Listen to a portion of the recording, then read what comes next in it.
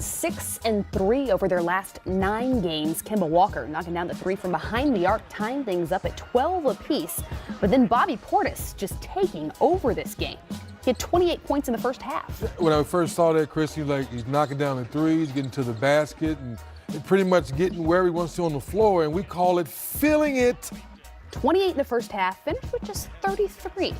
What happened in the second half? Let me get that. I think they went to Markinson and kind of got him involved, but you still got to stay with the hot man and get him that ball down low and let him shoot threes from outside. Larry Markkinen, indeed. He had 30 points as well. Getting to the rim. 30-30? Spinning jump shot there. Kemba Walker, though, just too much to handle on the other end of the floor, finding his tempo there, getting it done both inside and out. He finished with 37 points and also 10 assists. Yeah, that's not fair to put the big fella on skates. Yes. Like that. Change the speed, change the direction. It's Zach LaVine, you can get some of that too. Unbelievable at his size, still getting it done. I was thinking he may cool off eventually, TD, but not yet. He's still not cooling off yet. Look at this. He is feeling good about himself. Perfect reaction from Devontae Graham. He's thanking God he's not on the Bulls right now, and he would have to guard that guy. The Hornets go on to win it 125-118.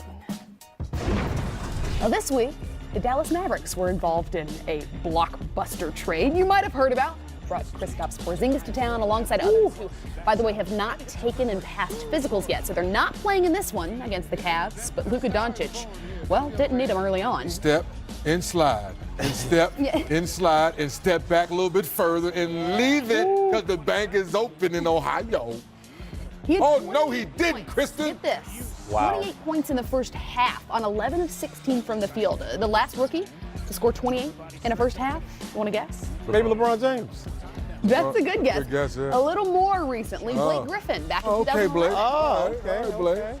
Well, Luka, yes, your nickname is the Don. You have gained the old heads, as we say, and the young fellas that respect you getting it done. Yes, and I respect him a lot differently than I did earlier when I didn't see him on film. There you go.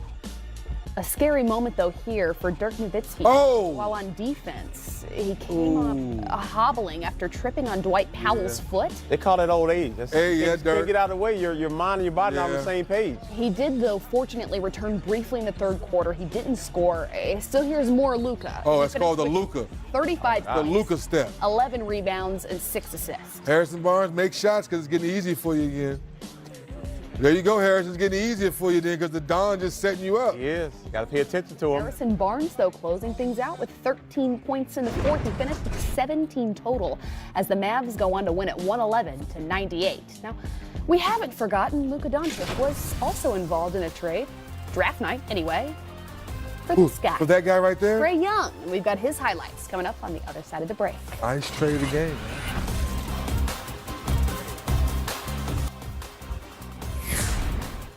Listen to the Hang Time podcast with Sekou Smith. It drops every Monday and Thursday. You can also subscribe on Apple Podcasts or iHeartRadio. New episodes every week, all NBA season long. The highlights continue. Blake Griffin and the Pistons welcoming his former team to town as the Clippers start a 6-game road trip. You said former team. Yes. That means you bring a little extra, TD, early on. Always. They got off to an excellent and a quick start. He came out, though, firing from deep as well, DZ. Well, it lets everybody know that that's part of his game, and now Dwayne Casey said, we're going to let you do more of it, but I still get to the basket. Still showing athleticism. Yeah, well, here as well. Ooh. How about this, though? If I can read lips correctly, this is Steve Ballmer saying, how many does Blake have already? Oh, he's keeping count of scores? Okay. Yeah. He did have a big game out there. He finished with 24 points, 11 rebounds, 6 assists. That's special right there.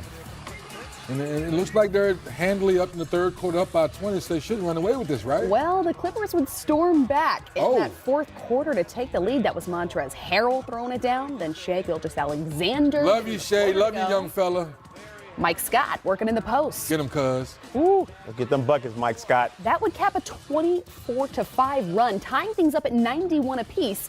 And then Lou Will taking over in the fourth quarter, scoring 18 points in the quarter alone. Well, I was impressed because a lot of it was going to his right, TD. We know he can go left. Yeah. All left. Going right tonight was like late in your career, you can have some new stripes. Right. But you look at their bench scored 90 points, so that bench was so effective tonight. Lou Will finished with 39 points in this game, getting it done both inside and out down the stretch.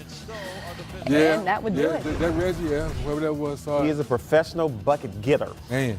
That he is. It's unbelievable. His size, and then you force him right. He shows you can go right, and then the last bucket to close the game. Going back left. Going left. The Clippers go on to win it 111-101. Now, the Brooklyn Nets wrapped up the month of January with an 11-4 record Saturday night in Orlando to face a Magic team that's lost 7 of their last 9. But there's a couple of all-stars. Vooch, D'Lo. Both guys very deserving, working hard, staying consistent, and obviously for Brooklyn in the playoff hunt, and D'Lo just looking real smooth with it. That would tie things up at 35 apiece. Then Vooch running the pick and roll for the one-handed slam that he does oh so well, TD. Down below. Watch your head down below. Strong finish at the basket. The final seconds of the half here, Shabazz Napier, look, gets it to go. Big shot maker, young fella. To beat the buzzer. He had 15 points in this game. And D'Angelo Russell coming out shooting here in this third quarter. A three-pointer with a hand in his face. He had 23 points. But Vooch taking over down low in this game. He scored 12 of his 24 points in the fourth quarter. Well, he knows Jared Allen's a good shot blocker, but look how he used his body just to create enough space. And there's that baby soft touch hook he's been making all season long. That he had. Ooh. Okay. The Nets, though, still in the playoffs. Oh, Vooch, don't give him the baby dream. I like that. I like the nice fadeaway. One of the toughest shot and hardest shot to block is a fadeaway. Magic go on to win it 102-89. Not easy, though, to take down a red-hot Brooklyn Nets team. That is true. They have been playing really good basketball over the last month or so. That they have. And as we mentioned, a couple of all-stars in that game. Let's take a look at what the Nets, led by D'Angelo Russell, were able to accomplish in the month of January alone. I mentioned their 11-4 record.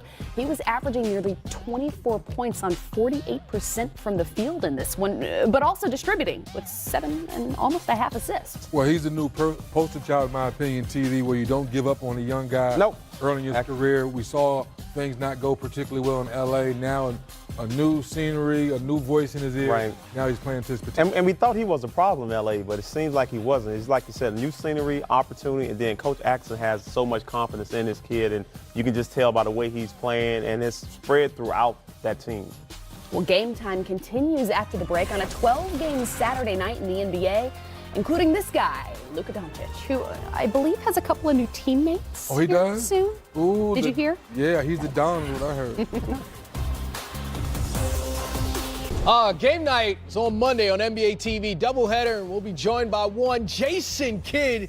He watches his former teams battle on the court. Bucks versus Nets, Spurs versus the Kings.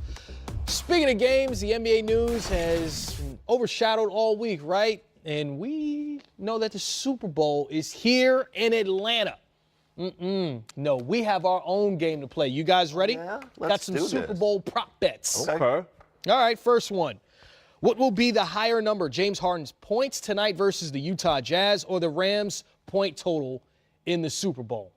I think James Harden is scoring at an amazing clip right now, so I'm going to take James on this one. I think he's going to get it buckets. No Chris Paul, rest, so you have someone else that's going to be having the ball in his hands. How many points? I don't know, over 40.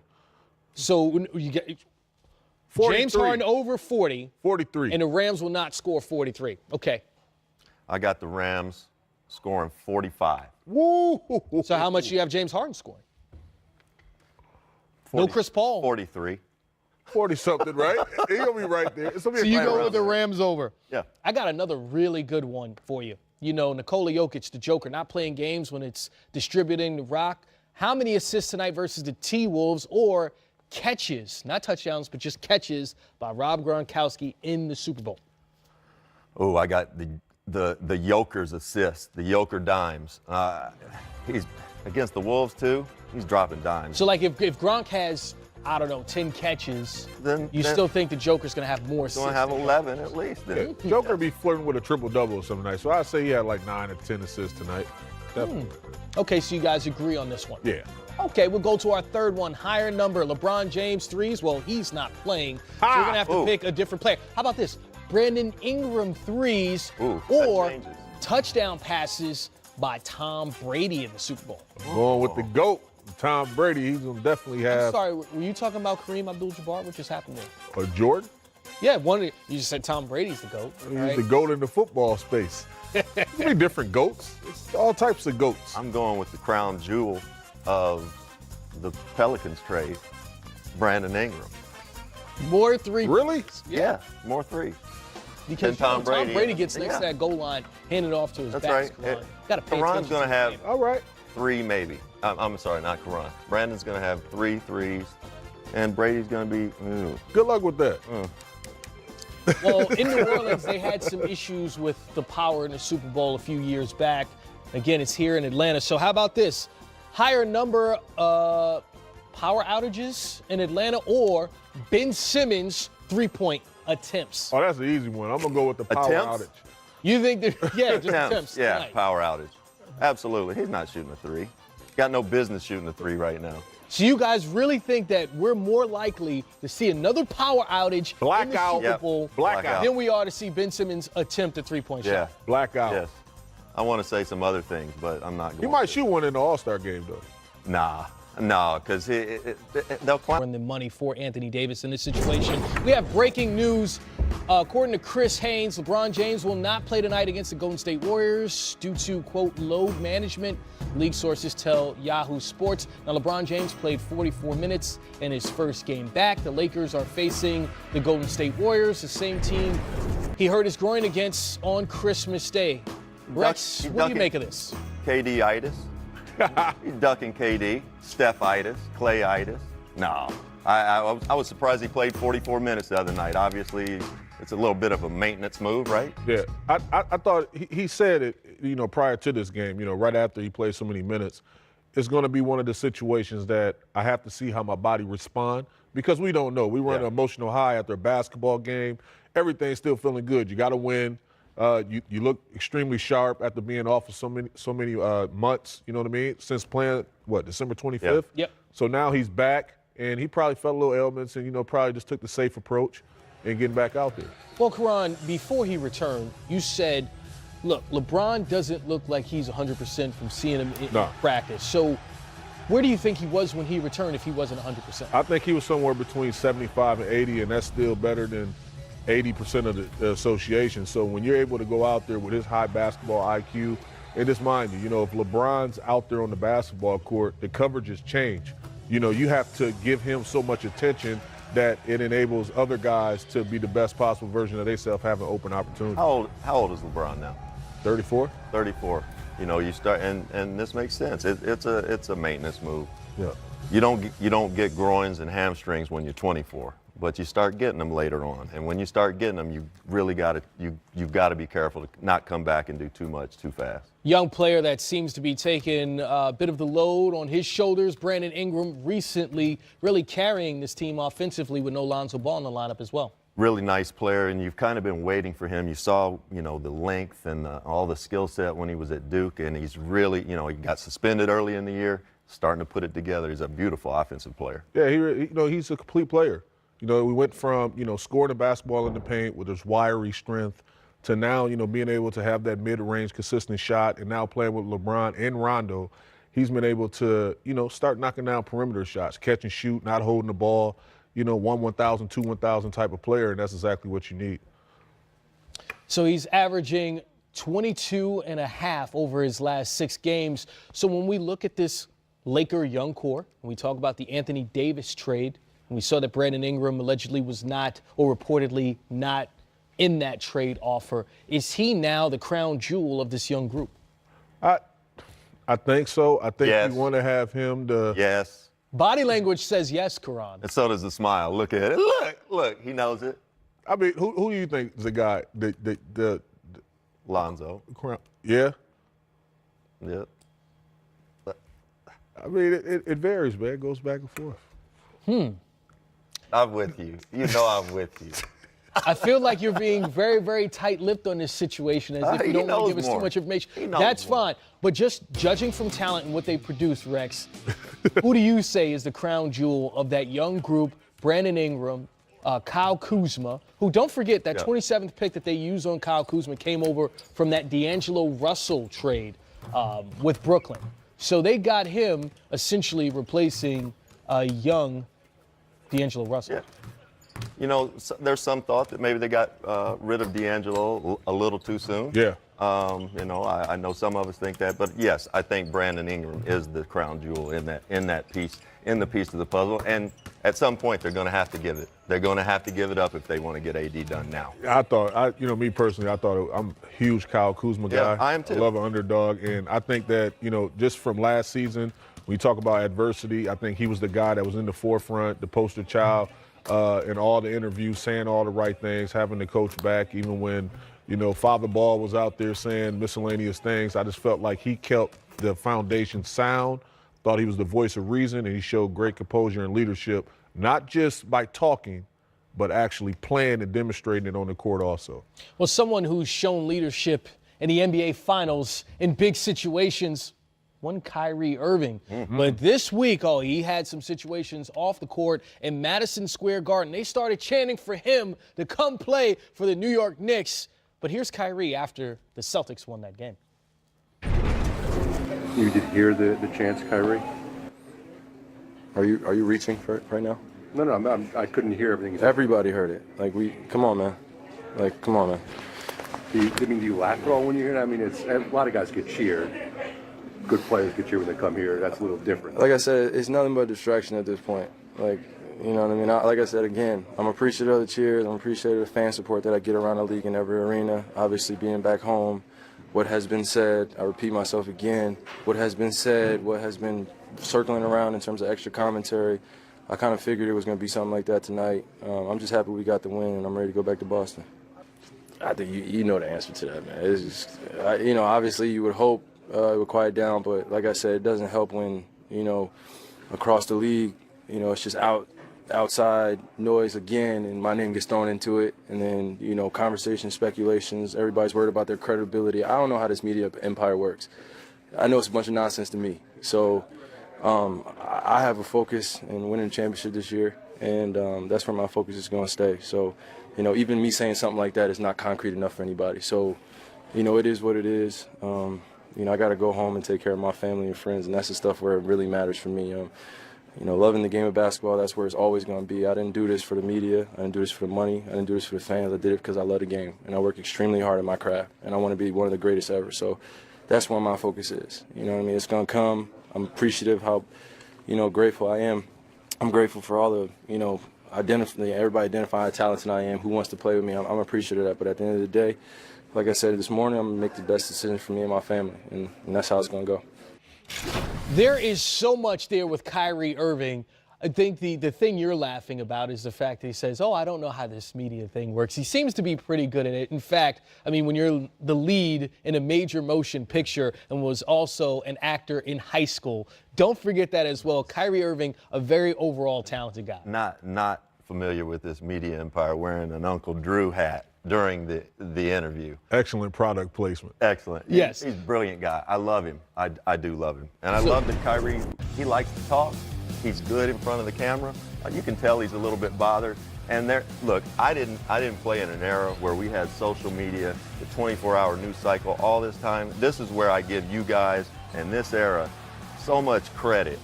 I don't know how you do it, and this is where I don't think these guys make enough money having to deal with this type of media crush. He can't leave his hotel right now without people just knocking his door down trying to get at him. He's got a $21 million player option for next season. Seems like that will not be exercised. So where will he play next year? Will he be in a Boston uniform? It's possible that he can be in a Boston uniform. I think that he will most likely be in the Big Apple. And I just think that, when you talk about the move of Porzingis and Tim Hardaway and Steve Mills and those guys did an excellent job of creating that cap space to acquire a guy like Kyrie Irving or Kevin Durant or whoever, you know what I mean? Even possibly a Jimmy Butler or whatever, because, you know, he's still not looking extremely happy there in Philadelphia. And look, Kyrie is just a pleasure to play with. He's a champion. He's a perennial all-star. He's someone that loves the game of basketball, which he stated. And obviously you see, this kid did not grow up playing against ghosts and basketball cones. He's been playing against live bodies, activity, and it's showing. He's a gamer. I want the best for him and his family, and he's passionate about his craft. So it should be interesting to see what the Boston Celtics do. If that's the case, maybe before the trade deadline, we could see a Kyrie Irving trade. And, man, that would be huge. We've got 12 games again tonight, 24 teams for the simple math on that. And here are some updates of notable players. Chris Paul sitting this one out for rest. LeBron James out, same designation. Eric Bledsoe also out with an Achilles. Out for rest. Hey, you know what? Still looks weird. It looks like, you know, when you're growing up. Rest. You know, when you go to the hospital, you go, you know, when you're younger, you break your arm, you break your leg, you tear something. Now when you get older, you slept wrong. Yes, you get out right. of bed, you can't do nothing. Like, it's all those things happening right now. Well, you know who is playing? How about one Lou Will? Age not affecting him. And look at that, tie score. The Clippers have fought their way back in this after being down by double digits in the second half. He's a gamer.